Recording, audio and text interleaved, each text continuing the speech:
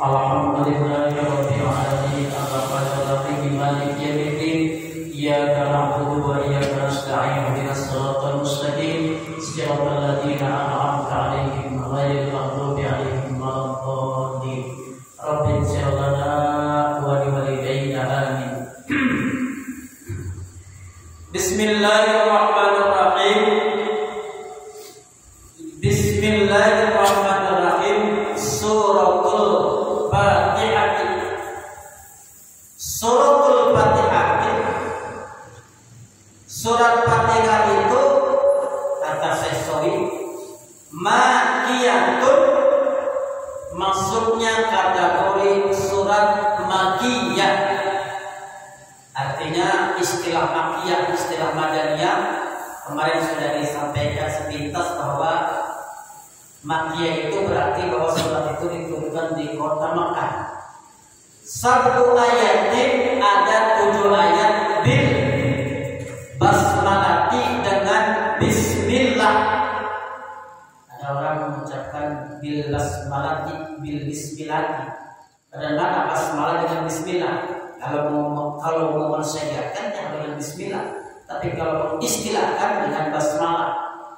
Nah, sebaiknya sudah umum ya kadang-kadang kalau umpama ada acara, mari kita mulai dengan acara ini dengan kalimat basmalah, kan? Itu sebenarnya enggak apa ya istilahnya itu, pantasnya awal pembukaan itu tidak sebatas bismillah, akan tetapi mari kita sama-sama mulai aja dengan membacakan surat Al-Fatihah. Jadi istilahnya kata sebagian ulama bahwa bismillah itu, Fatihah itu istilahnya itu cek kosong. Ya, tandanya berarti apa sih? Yang jelas bahwa surat Al-Fatihah itu jelas sebagai surat pembuka. Sama aja dengan kalau bismillah saja, istilahnya itu bisa dikategorikan tidak sempurna. Tapi umum kan? Mari kita sama-sama awali dengan acara dengan mengucapkan kalimat basmalah, bismillahirrahmanirrahim. Itu tidak cukup. Kata sebagian ulama sama dengan mengisi, sama dengan cek kosong, artinya nggak ada isinya, kurang maknanya. Satu ayatin bil basmalati, dengan bismillahirrahmanirrahim. Kalau istilah boleh mengharokatkan kalimat ba, tapi kalau dengan segan nggak bisa. Ayo kita sama-sama dengan kalimat bersama basmalah tidak boleh, tapi harus bismillahirrahmanirrahim. Intanah, kalau ada minha dari Fatihah, kalau ada kan begini. Sebagian ulama ada yang menyatakan bahwa bismillah itu adalah bagian daripada surat Al-Fatihah, dan sebagian ulama itu yang dipelopori, yang disponsori oleh Nabi Hanifah. Sementara yang menyatakan bismillah adalah bagian daripada surat dan termasuk surat Fatihah, ini dipelopori Imam Syafi'i yang terkenal dengan ulama Makkah, dan Abu Hanifah yang terkenal dengan ulama Madaniyah. Nah, apabila kalimat satu ayat yang bil basmalah, apabila inkanat minha wasabiyatu siratal ladzina an'amta 'alaihim ghairil maghdubi 'alaihim waladdallin. Tapi dilanjutkan siratal ladzina an'amta 'alaihim ghairil maghdubi 'alaihim waladdallin. Itu langsung. Nanti kalau tidak, wa illam takun minha fasabiyatu, kalau umpama kalimat bismillahirrahmanirrahim bukan termasuk bagian dari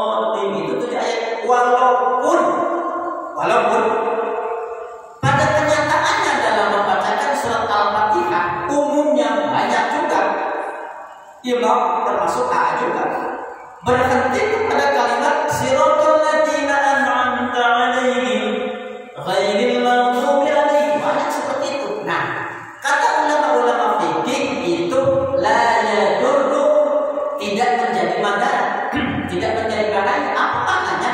Satu, tidak mengurangi keabsahan sholat, juga tidak mengurangi keabsahan qiraat bacaan sholat. Karena penting diperhatikan, karena di antara bacaan ayat suci Al-Quran yang termasuk rukun sholat itu adalah surat Al-Fatihah. Maka harus benar-benar teliti, bukan hanya kalimat tapi pemahamannya. Ada sebagian orang, ya kan, karena menganggap bahwa siratal ladzina an'amta 'alaihim, diulang lagi itu nanti bisa kategorinya tikrarul ruknil qauli, membolak-balik rukun qauli, maka bisa jadi sholatnya tidak sah semacam itu. Maka surat Al-Fatihah tidak sebatas bacaan tapi paham. Ada kata ulama dalam kitab Irsyadul Ibad itu kategorinya sebatas natruk, tapi dalam kitab yang lain menyatakan la yadurru, tidak ada bahasa. Kenapa bahaya? Kenapa? Coba kalau kita bahas kategori kalimat siratal ladzina an'amta 'alaihim, berhenti di situ. Satu, di situ bukan waktu, kan begitu. Di situ bukan berhenti, bukan kalimat, tapi karena di situ ditiroi nafsi, umumnya karena apa ya, diror nafsi, apa nafsi, nafas kadang-kadang umumnya nggak setiap orang kuat, kan gitu kan. Apalagi ketemu dengan ghairil maghdubi 'alaihim waladdallin, itu ketemu dengan madani musaqqal kalimi, di mana sangat berat. Musaqqal kalimah itu dua kalimat yang bersatu yang agak berat, nafasnya agak panjang. Maka ulama menggarisbawahi la yadurru, itu tidak menjadi bahaya. Ini harus tahu, ya. Tidak sebatas qiraatnya, akan tetapi kedudukan kalimatnya, kedudukan dan termasuk status hukumnya.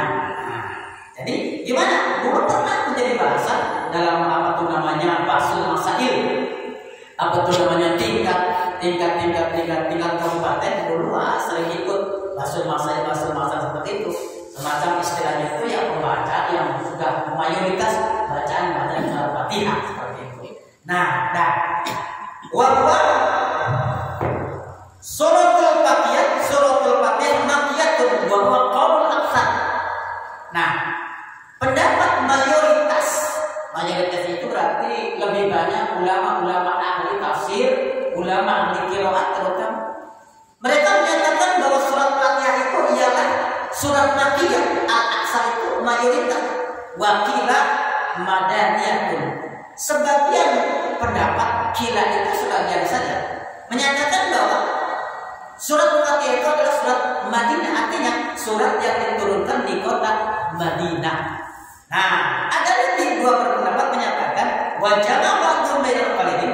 Kemudian mengumpulkan sebagian daripada ulama tentang dua pendapat. Faqala, mereka berkata nuzilat marrataini, ada yang menyatakan bahwa Fatihah diturunkan dua kali. Pertama di Makkah ketika diwajibkan sholat, yang kedua diturunkan di Madinah ketika Nabi suruh membelok dan menghadap Baitul Maqdis ke Ka'bah. Ini ada dua pendapat.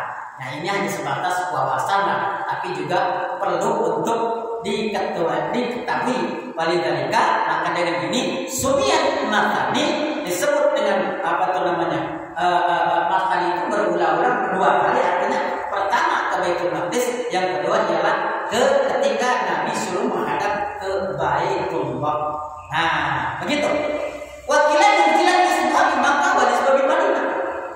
Satu pendapat saja yang menyatakan bahwa surat Fatihah itu sebagian turun di kota Makkah, sebagian turun di kota Madinah. Timbul pertanyaan, sebenarnya mana sih yang paling katanya paling sahih?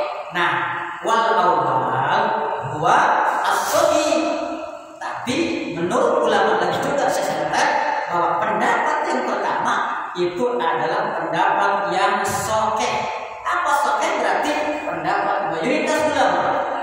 surat Fatihah itu diturunkan di kota Makkah secara kesepakatan mayoritas para ulama ahli tafsir, juga para ulama ahli qiraat. Begitu. Nah, terus di mana nama istilah-istilah surat Fatihah itu tidak hanya sebatas itu saja. Di mana jumlah istilah surat Al-Fatihah itu ada 20 nama. Yang kedua surat Fatihah, yang kemudian yang pertama surat Fatihah, yang kedua Fatihatul Kitab, suratul Fatihatul Kitab. Surat sebagai pembuka kitab. Ya, ketika sebagai pembuka maka disebut dengan Fatihatul Kitab. Apalagi ada lagi dan Ummul Quran.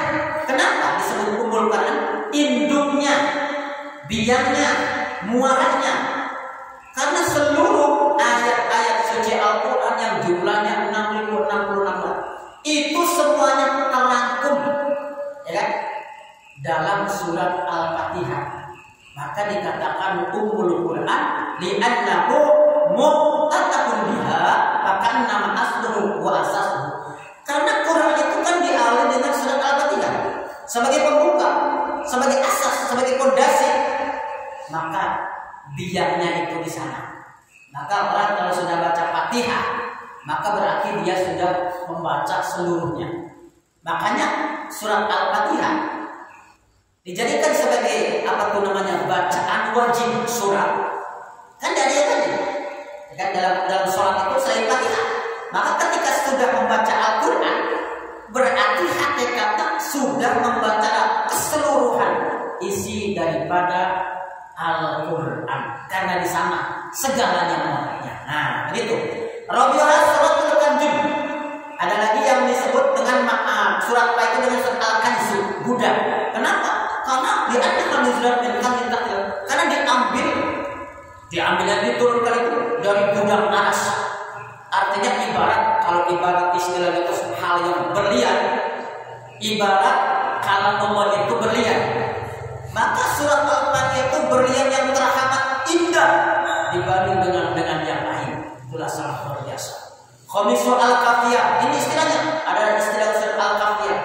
Apa Al-Kafiyah? Al-Kafiyah, Al-Wafiyah, yang memberikan kecukupan, yang menjaga. Lianna wafiyatul kafiyah, yang menjaga dan juga memberi. Apa maknanya? Nah, begini. Di mana bahwa surat Al-Fatihah itu bisa menjadi wusuliyah, tawassul, penyebab. Ketika kita ada sesuatu, kita boleh tawassul dengan surat Al-Fatihah. Kita ketika ya umumnya kalau kita baca surat, kalau kita membaca Quran, sunnah tawassul dengan Fatihah. Kalau kita bahkan kalau mau batin saja, kalau mau ruqyah saja, itu dianjurkan Fatihah dulu. Kalau mau menghadiahkan saja, hadiah kepada nabi, kepada ulama, kepada wali, itu harus baca Fatihah.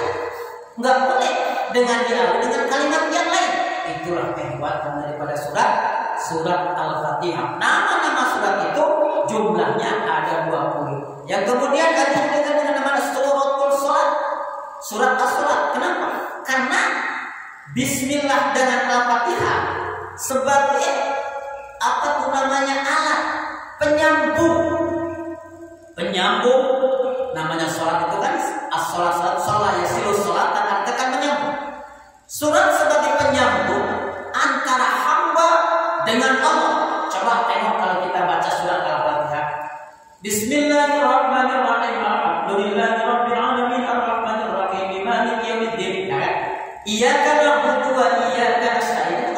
Maka kalau sekali kata Allah, surat Al-Fatihah itu adalah merupakan antara bagiannya adalah hamba saya, bagiannya adalah saya. Artinya di dalam surat Al-Fatihah seakan-akan ada sebuah dialog, ada sebuah komunikasi dirinya hamba dengan Allah Subhanahu wa taala. Dari kalimat mana itu? Iyyaka ya Allah, hanya kepadamu ya Allah. Iyyaka, hanya kepadamu. Na'budu, kami menyembah. Wa iyyaka, dan hanya kepadamu ya Allah. Nasta'in, kami minta pertolongan. Maka kata para ulama, surat Al-Fatihah adalah surat segala-galanya. Selain daripada itu, surat Fatihah Sering juga dikatakan suratul munajat, surat minta permohonan. Bahkan kata Syekh Abdul Qadir Jailani, barang siapa yang membaca surat Al-Fatihah ditawasulkan kepada saya ketika makan, apa kata Syekh Abdul Qadir? Zadal barakah fi matbuhi, maka keberkahannya akan terus mengalir karena diawali dengan membaca surat Al-Fatihah. Selain daripada itu, surat Fatihah juga disebut dengan surat Ar-Ruqyah. Penting ruqyah, apa ruqyah? Pengobatan rata-rata orang ruqyah pasti awal dengan surat Al-Fatihah. Jadi begitu luar biasa keistimewaan daripada surat Al-Fatihah. Saya punya mama orang Sunda punya paman. Termasuknya kategori yang senang riyadhah. Apa riyadhah? Riyadhah itu kalau orang Jawa namanya tapa broto. Gendang senang puasa sebenarnya. Nah, karena sudah Jawa punya amalan dia. Enak amalannya luar biasa gitu. Luar biasa, tapi nggak menampakkan kehebatan dia. Contoh di antara kehebatannya pernah dia. Salah satu satu hari pernah dia. Pernah motornya sama kiai sama termasuk gurunya Kiai Abdul Karim. Ini ceritanya ibaratnya Kiai A itu kan istrinya 2. Ibarat dibiayai dengan disepupan. Sampai di tengah perjalanan itu habis minyaknya. Dia bingung, gimana nih gitu.